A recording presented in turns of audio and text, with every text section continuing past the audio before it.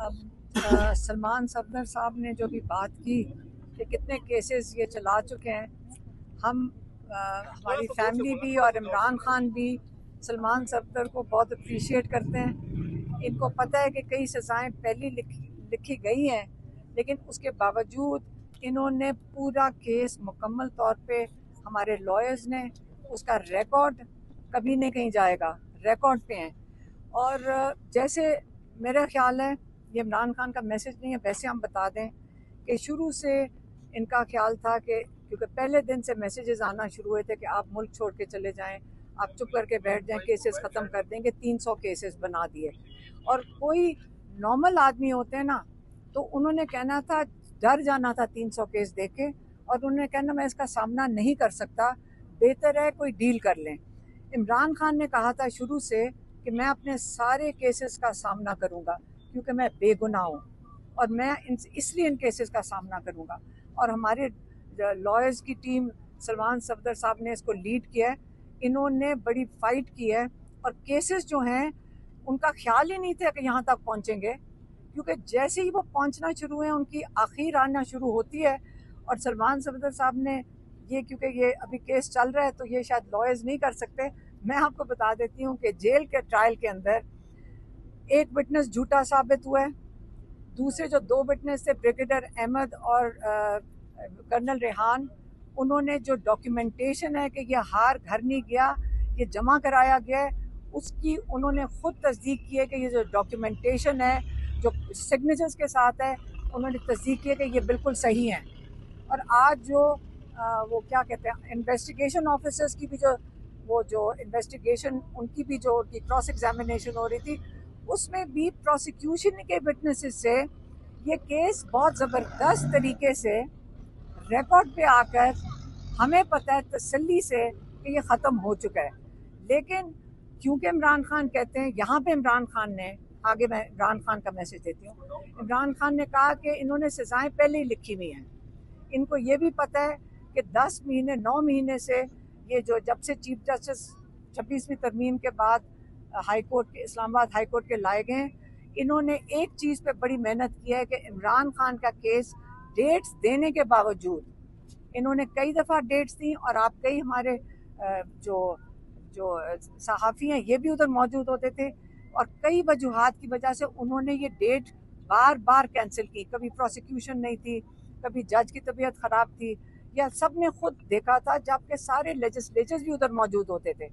तो अब अल्लाह का शुक्र है कि 25 तारीख को जो कल बढ़ती है, कल को डेट अलकादिर की हाई कोर्ट में लगी हुई है।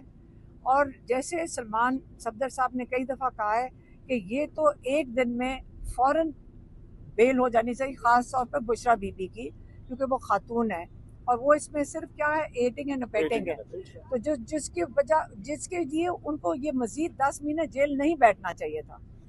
तो ये तो हमें सबको पता है कि पहले अलकादिर में, पहले तोशा खाना 2 में सज़ा होगी, फिर जाके अलकादिर में बेल मिलेगी। तो ये तो आप सारों को पता है, आप इसकी स्क्रिप्ट इसी तरह ही चलेगी, ये देख लेना। ये तो हो गया केस।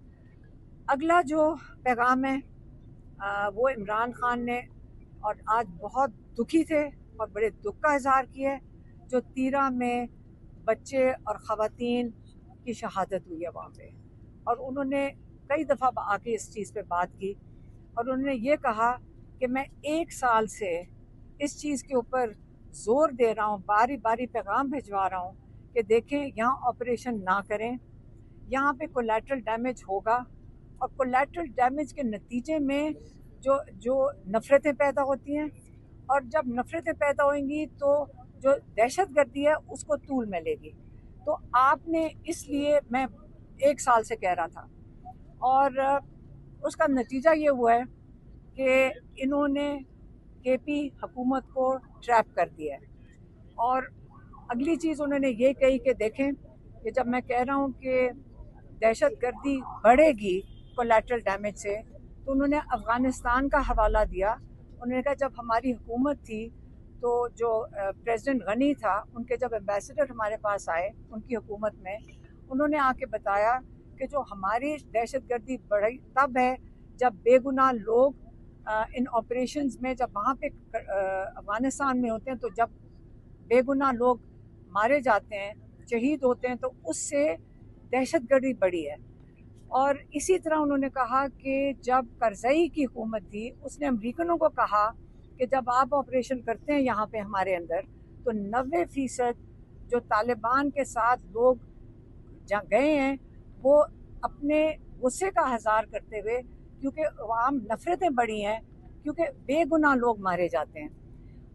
इमरान खान ने कहा कि देखें, आसिम मुनीर को कहा कि देखें, जैसे ही आप आए थे आपने सबसे पहले आपने इनके अफ़गानिस्तान के ख़िलाफ़ स्टेटमेंट्स दे दी, धमकियां दी। उसके बाद आपने वहाँ पे जो लोग पाकिस्तान में अफ़गानिस्तान के लोग थे उनको आपने बड़े जल्दी में और बड़े अच्छे तरीके से नहीं, धक्के दे के तकरीबन आपने पाकिस्तान से निकाल दिया। उसके बाद 2 ड्रोन हमले किए। कहते कि आपने जब हमारी हुकूमत थी, जब हम प्राइम मिनिस्टर थे, तो हमने यहाँ इस किस्म का कोई ऑपरेशन होने नहीं दिया था। हमारी कोशिश थी कि यहाँ पे अमन आए।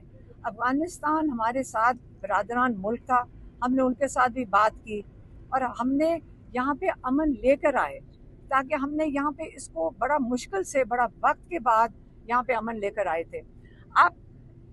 अब ये जो सिचुएशन अब बन गई है, जबकि यहाँ पे आप ऑपरेशन से आपने 2 मकासद उन्होंने कहा आसिम मुनीर अचीव करना चाहते थे। एक ये था कि बाहर के मुल्कों को कहें कि आप मुजाहिद हैं जो दहशतगर्दी ख़त्म करेंगे, और दूसरा जो मकसद था कि केपी की हुकूमत को, जो पीटीआई की हुकूमत है, उसको डिस्टेबलाइज किया जाए, उसकी गवर्नेंस को कमज़ोर किया जाए। और ये 2 मकासद हैं, दो मकासद आपने इस ऑपरेशन से, इन मकसद, इस वजह से आपने ये ऑपरेशन जो शुरू किए हैं, इसका ये मकसद था। अब केपी हुकूमत तो ट्रैप हो गई है, लेकिन यहाँ पे हमें दहशतगर्दी रोकनी है, इमरान खान ने कहा। और इसलिए उन्होंने आसिम मुनीर को कहा कि देखें, आप सारे मुल्कों में, फ़र्क मुल्कों में इस वक्त ट्रैवल करते हैं, आपको असल में सबसे पहले जब आप आए इक़्तिदार में, आपको जाना चाहिए था अफ़गानिस्तान। इनके साथ हमारा 2500 किलोमीटर का बॉर्डर है। हमें वहाँ जाकर आपने, इस वक्त अगर आपको दहशतगर्दी के खदशात थे, उनके साथ बैठना चाहिए था। और इमरान खान ने फिर से कहा है कि 4 लोगों की ज़रूरत, 4 इसमें ज़रूरियात हैं अमन के लिए। एक पाकिस्तान की हुकूमत, एक अफ़गानिस्तान की हुकूमत, एक अफ़गानिस्तान के लोग और एक मुकामी लोग, इस इलाके के मुकामी लोग। इन सब को मिलकर अमन लाना होगा। और अमन के लिए अभी मैं वो कह रहे हैं कि आसिम मुनीर वहाँ जाएं, अफ़गान हुकूमत के साथ बैठें, वो हमारे मुस्लिम बरादर मुल्क हैं, उनके साथ बैठें, अपनी हुकूमतें दोनों साथ बैठें, और आप वहाँ पे ऑपरेशन बंद करके यहाँ पे मिलकर आप इस इलाके में अमन लेकर आएँ। और ये इमरान खान का मैसेज था, आखिरी जो उनकी रिक्वेस्ट थी कि यहाँ अमन के लिए काम करना है। मैडम बताइएगा